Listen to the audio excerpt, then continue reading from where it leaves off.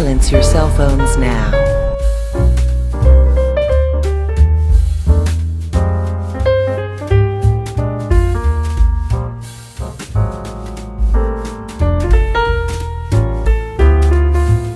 But let's get into the midterms. Mr. A&E, I know this is your baby, so you want to... Well, you guys know I love the movie. So on this special movie experience here, as we're doing right here on the podcast, it is the midterm. So yes, back in June, I tried to get into the habit like my girl Grace Randolph does, and as June we do the midterms. Mm-hmm. So I watched the list like I do every year, and I was just like, I'm tell you what I'm not going to put on this list.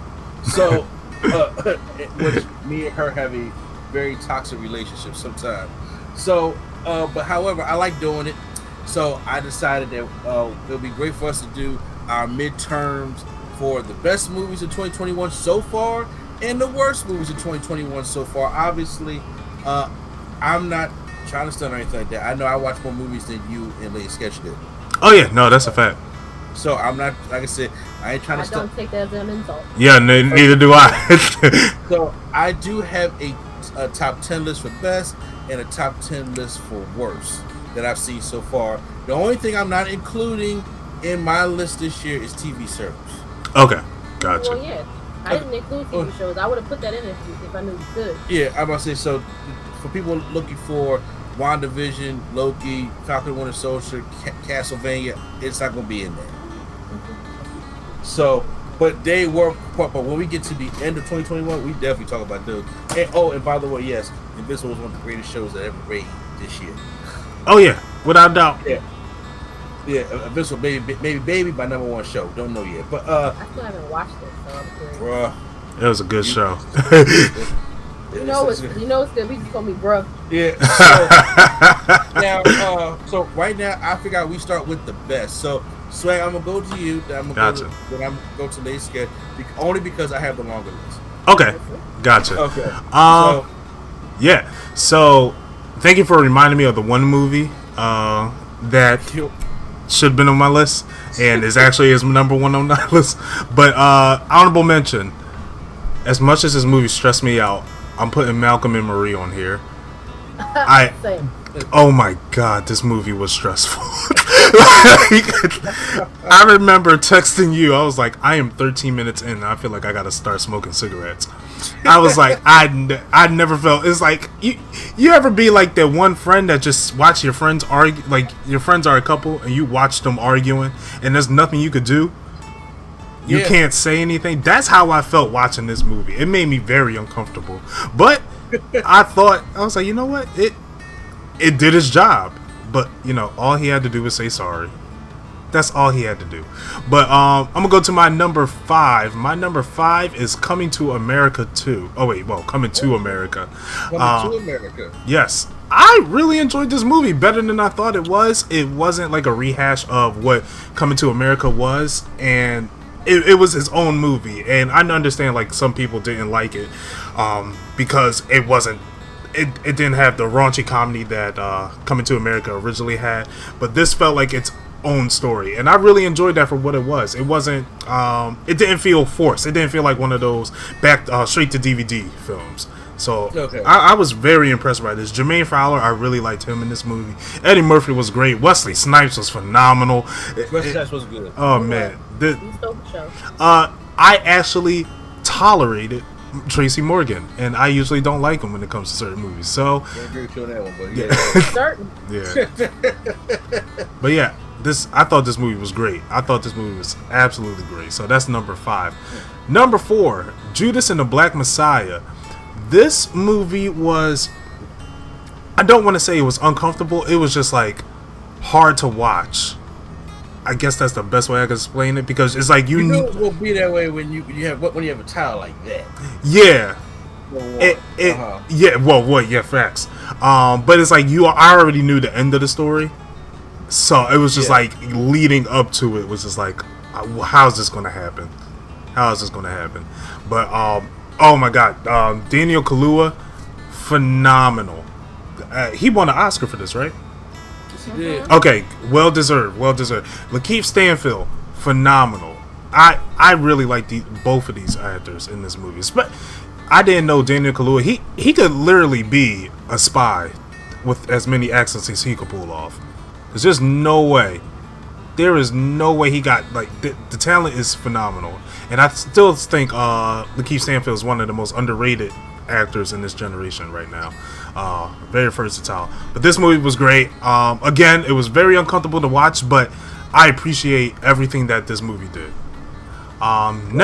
Next one, Zack Snyder's Justice League. Hot damn. Yes, this is Skippy. This is number 3, and oh my god, thank God this movie was good. I'm glad this movie was good. Now, I remember the first time I watched this, I was like, this just feels like Justice League using Grammarly. Then I went back to watch the original Justice League, and I was like, oh, this was worse than I remember. I sat there for 6 hours and watched the whole. I watched the week cut first, and I said it goes much better when you watch the week cut and then go right into the Zack Snyder cut. Yeah, you appreciate this movie much more if you watch it back to back. I'm so happy with what they done with this movie. The Flash had a lot more importance in this movie. Jason Momoa felt much better. Ray Fisher was much better in this movie. Everything about this movie was bigger in scale and better when it came to what the original one was lacking. Also, we got to see Darkseid, which was great. Yeah, there's nothing else I can say except revamp the Snyderverse. Hopefully, revive it. Hey! Dwayne The Rock Johnson said, "Yo, I like that Snyderverse. I want to go against Henry Cavill Superman." I'm just saying, they get done. The highest paid actor may be able to make it happen. You know what I'm saying? You know, I don't think the director will agree. He don't care. Also, we also saw a screenshot on set of Black Adam, so yes, that movie is being made. Hey, look, I'm just saying. Look, he already told me he already gonna do stress tests. I was right. Yeah, I messaged him. I was like, since you're paying for my Venom ticket, I'll pay for your Black Adam ticket. Since you don't want to admit that you lost. But next one was a movie I actually had no plans watching, but I saw your review for it, and I was like, you know what? I'll give it a chance. The Mitchells versus the Machines. That is my number 2. I figured that's what you were gonna say in there. I was quite surprised with this. One, I love the people who did the Lego Movie and the Spider-Verse. They're a talented team. This movie was much funnier than I expected. I did not expect this coming from this, and I saw no trailers for it. I only saw your review for it, so I was like, you know what, I'll hop in. And then I'm very happy that I watched this. You know, one of the times Netflix actually got something right this year with their movie releases, because they've been swinging and missing. They've been stinking up there. They've been swinging and missing. They have. And my number 1 is Demon Slayer Mugen Train. Now, technically the movie came out last year, but because of the pandemic, it came out this year in America. And this is also my first time back in the movie theater since Sonic, was it? I think Sonic was the last movie I saw before the whole pandemic. But yes, it was a great to see anime live in the movie screen. It was just a great feeling to be back in the theater. So that also adds to how great it was. But also, this movie was just phenomenal. Animation wise, it was great. Music wise, it was great. Action wise, it was great. Acting, everything was just great about this movie. I honestly have no complaints about it. But yeah, those are my top 5. Do you want me to hop into games, or I could pass it to Lady Sketch and then? Oh, we can pass it to Lady Sketch. Okay. All right, I'll come around a little first, bring a little closer to the mic. Yeah, no, we just open up like this. Technology. Okay. Yeah. So I laid out my list a little differently. I have my top 5, and then I have a section that's like either meh or honorable mentions. Okay. So we'll start with the meh honorable mentions first. So I'm gonna start with the ones that rank higher first. These are technically my honorable mentions. In the Heights was Wow, that's an honorable mention. I fell asleep. It was so long. It was so. Was that the musical? Yes. Okay. I love musicals. I love representation of black and brown folks. I love all of it. Only because I fell asleep.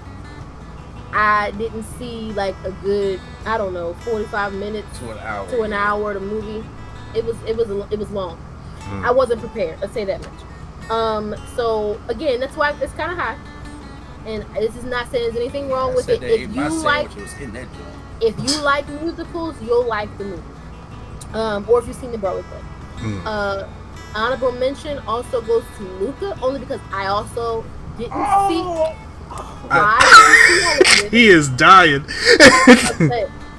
He watched this while I was working, so I watched part of it, and then I went back and saw bits and pieces. From what I saw, though, I really liked it. I just had to sit down and watch the whole thing. Quick question: did Soul come out this year or last year? Last year. Okay, cool. Just making sure. So next is Malcolm and Marie, for the same reasons. I was stressed the fuck out. I was just like, so I'm looking at Mr. Annie like, so are we gonna fight now or no? Like, what do you do after that movie? How about this? Look, no matter what, I'm wrong. I'll say it right there. Like, it's nothing you can do after this movie but fight with your significant other. It was stressful as hell. I was just like, all right, like, John David Washington, you lucky you nice looking, because this is one of them roles. I thought you about to say you lucky Denzel suck. I'm suck. I know baby Denzel. Oh my god. Okay. Anyway, you're lucky you're nice looking, because this is one of those roles where I would be like, I can't stand you, so I'm gonna hate you and everything else you in. But that's number 3, and this is where we start to get to the meh category. Coming to America. I can't put Coming to America in my top 5 because I grew up with the original Coming to America, and it's not necessarily the raunchiness and the fact that they didn't have to be as PC back in the day. The movie itself was just funnier. Some of the things in this movie felt kind of forced, but we watched it 2 or 3 times. Yeah, I know I did. Yeah. And after like the second watch, I was just like, okay, I can take it for what it is. So it's not in my worst, but it's not gonna be my best. And then my last meh is Black Widow. Okay. I can't put it in my worst. It's definitely not in my best. It's just there. Yeah. We'll definitely talk about that. Yeah. So my top 5 might be a bit surprised. This is not in any particular order. This is literally in the order that they were released. So number 1 is Judas and the Black Messiah, which probably would have been my number 1 anyway. I've been following the Black Panther story since I was a kid, so I've been waiting. 2 months, she said. Yeah. She was 2 months old. Shut up. So, as you know, you can go back and listen to the review for Judas and the Black Messiah about all the reasons why I or the rest of us liked it. But I was happy to see what I think was done properly. I always say, as long as the family, if there are family and friends left to be involved in a movie, as long as they're involved and they approve, then I can be like, all right, as long as the movie's done well, I'll probably like it. So that's my number 1. Number 2, again, this is not in any particular order. Don't jump down my throat. No problem. Godzilla vs. Kong. Yeah, I know. Right there, it's like he forgot that came out, and I was like, okay, I wasn't going to reveal no more. No, I didn't forget it came out, but I put Black Widow above that. Again, that's why I said it's not. That's why I said this is not in any particular order. I just went down the list of movies that came out this year. I had a good time with Godzilla vs. Kong, probably because I went into it not expecting much. Like, I didn't expect to take it seriously or anything like that. Right. So I was like, okay, this is cool. It probably would be very low. Like, if I put them in order, it'd be number 5. Mm-hmm. Number 3, Mitchells versus the Machines. I thoroughly enjoyed this movie. Like, so much so that we were cleaning or something when this movie we cut this movie on, and I actually went and turned it back on so I could finish watching it. I was like, oh, okay, I like this. And plus, I miss Broad City, and my girl Abby was the main character. Oh, shout out! What happened? Shout out to her.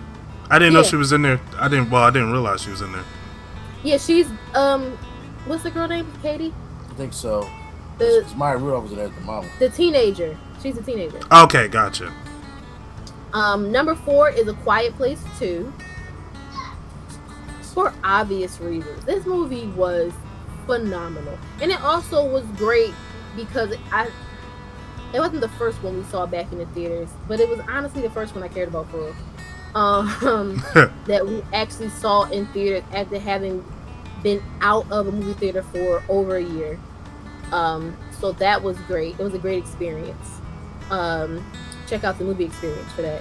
Shameless plug. And number 5 is Summer of Soul. The new documentary. Good documentary. Directed by Philly's own Questlove. Hey. So, check that out if you enjoy documentaries, especially if you enjoy music-centered documentaries, which is kind of like right up my alley. Mm-hmm. I was just like, I have to see this. So I enjoyed it because I enjoy like the history of music and things like that. And I always enjoy a story that you don't normally see told. Because I, myself included, had no idea this festival even happened. Right. So that part was cool. So that is my top 5. All right. Nice. All right. So do you want to steal the show, or? I don't see y'all put me on this pedestal. I'm not putting myself on the pedestal. I'll just say you put yourself like, since I got 10 and I'm the movie guy. I could only it's only right if I go last. all right. So here's where we go here. So I got 10 movies, 3 honorable mentions. Okay. I don't know to put them, so that's like a list of 13. So I watch it's our list. It's our whole list put together. All right. So okay. Let me go get the baby some more. Okay. So when it comes to honorable mentions, I'm going one with Concrete Cowboy. Idris Elba had and the boy from Stranger Things had this movie about the North Philadelphia Riders Club. Right. North Philly stand up. Yeah. I didn't know anything about this ride club with them riding horses in the city. And I was like, where are these people coming from? So there was a whole movie about them, and they had the actual people that was part of this Riders Club in the movie. Hey, nice. And I was like, wow, they can actually act. I didn't know that. But I didn't know. It was like, so these regular people that come in here, I was like, and you're up there with a powerhouse actor like Idris Elba. So yeah. So it's an honorable mention for me. Another honorable mention I have is Willy's Wonderland, Nicolas Cage's horror movie that came out this year. Oh, the Five Nights at Freddy thing? Yes. When you sit there and you think that we're going to have a horror movie like a generic one, not this time. We got Nicolas Cage is coming in here, and guess what? He's not locked in there with the monsters. They locked in there with him. And he sit there and he goes and he is murdering all these Five Nights at Freddy, Chuck E. Cheese style monsters, and everybody else in the movie is just being a dumb horror movie cliche. But now Nicolas Cage, and guess what? The whole movie, he don't talk. The passion you're dispute, it's like I'm just like in awe. I wasn't ready. Somebody told me you got to check out Willy's Wonderland, and I reacted to the trailer, and I said, all right, I'll probably check this movie out. So it came on the streaming service. I went checked it out, and I was like, yo, why am I liking this movie right now? This is like, Kmart at best. Not even Walmart. It's Kmart at best. And I'm just like, but Nicolas Cage is just bringing it in this movie. And I'm just like, he is so not being himself, but being himself at the same time. It's great. Nicolas Cage has a range that's so weird. Exactly. Like, it's like, what? And my other honorable mention is because I've seen a lot of movies, is The Mitchells versus the Machines. Okay. Good movie, great animation, especially that Into the Spider-Verse style animation and how funny it was. But just because of the amount of movies I did see, it has to go on honorable mention. So now, when it comes to my top 10 movies of 2021 so far, Number 10 comes Summer of Soul. Summer of Soul is the new documentary that me and my wife just saw, and it's touching me a different way because me and my mother was very excited to see this because me and my mom love old school stuff. Right. And it's an old school festival from 1969. So we see Glass Eye and the Pips. We see The Fifth Dimension. We see the Staple Singers. We see B.B. King, and we just see all those acts. Stevie Wonder, David Ruffin, just to name a few that was at this festival.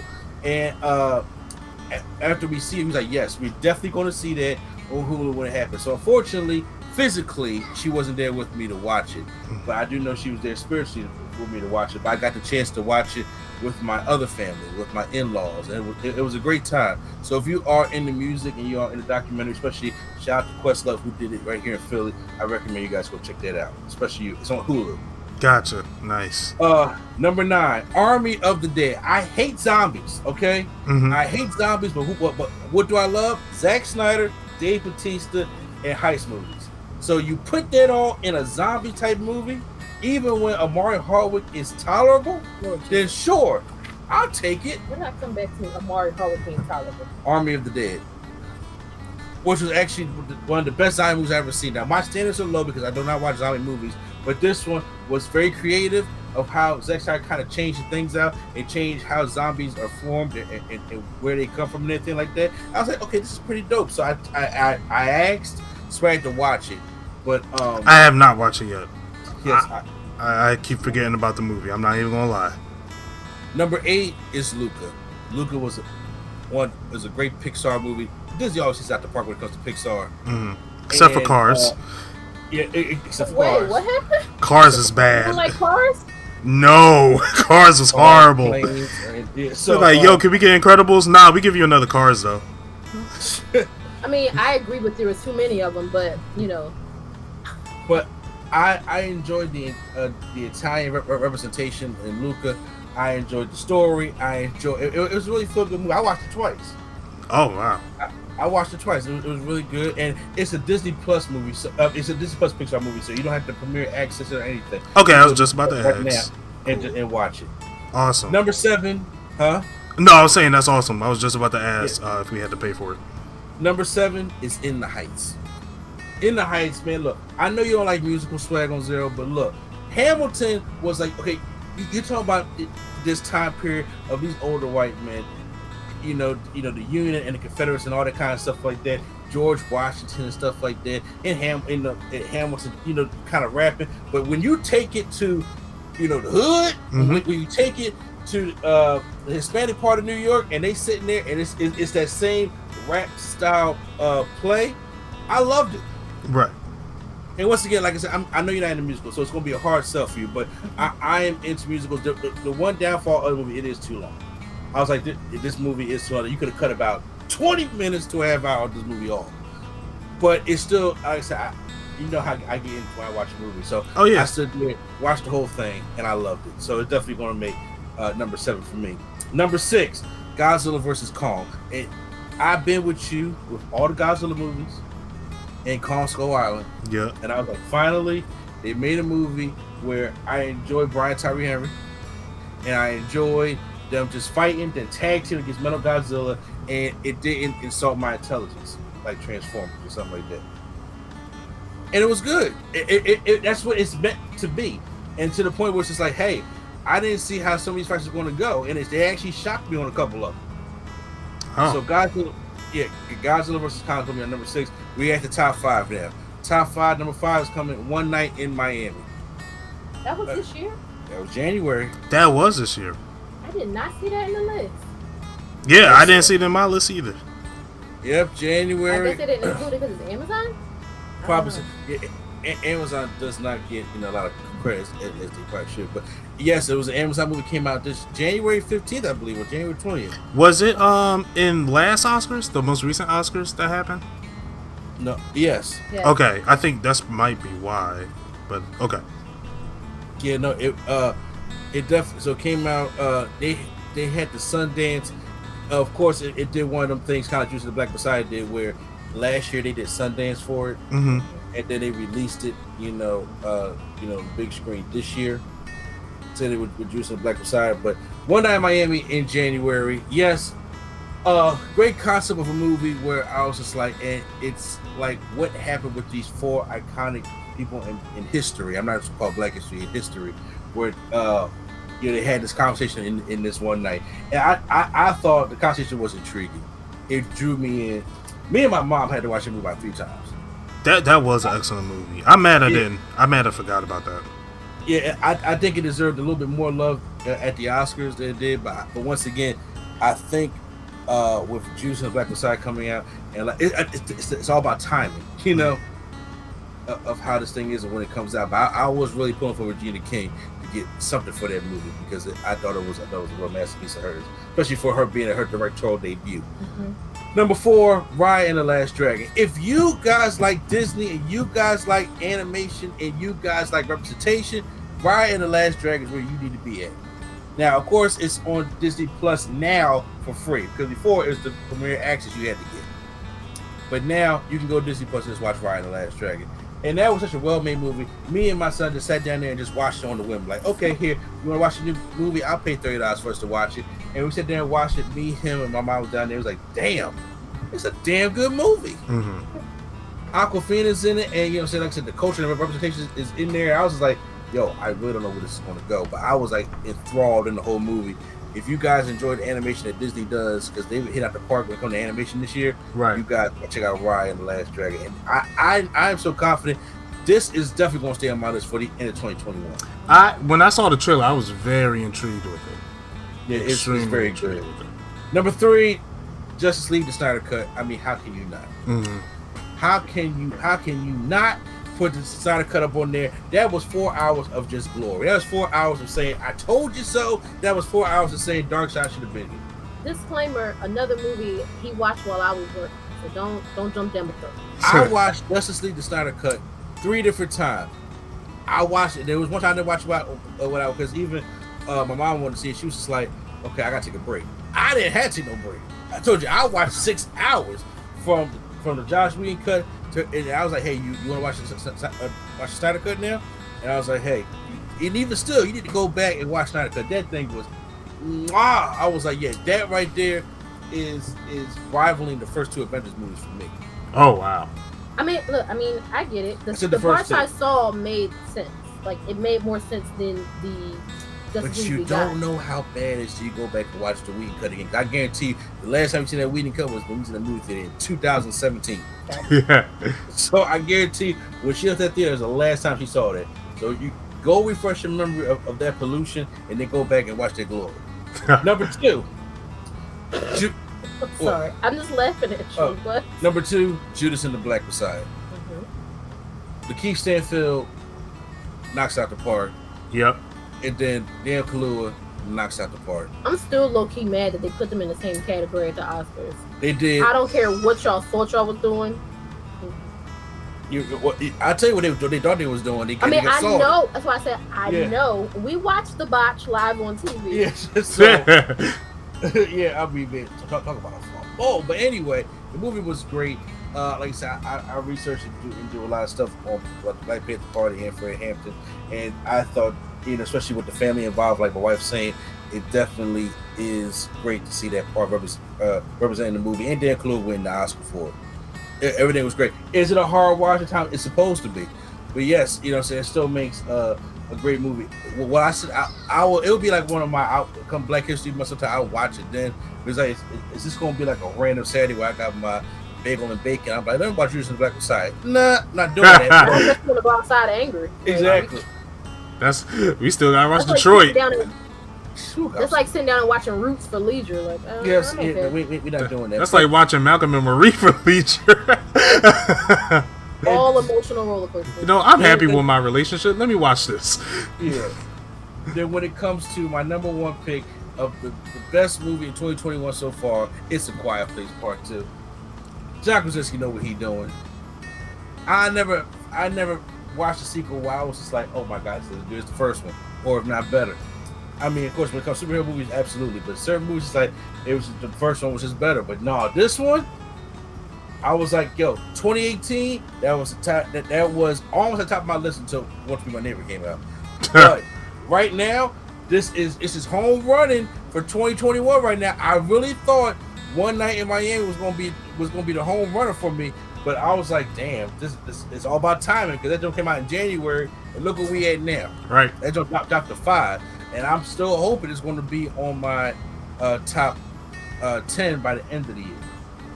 Gotcha. So yeah, so those are my best. I recommend everything I say on this list to go out there and check it. I know my wife was in there, but I think she would enjoy Concrete Cowboy. Oh, I had a list of movies that I have to see that came out, like not the ones that haven't come out yet. Yeah. But it's only 3. It was just Concrete Cowboy, Spiral, and Zola. And if y'all don't remember Zola, that's that Twitter thing. Yes, right? It was a viral Twitter thread where this girl told this ridiculous story about how she spent this weekend with some girl she had just met, and they were strippers. It was a whole thing. So I'm curious to see if it sticks to like the source material well. Yeah. Because that story, I was like into it. I was just like, okay, so what happened next? Like, yeah, it was pretty crazy. That was a crazy thread.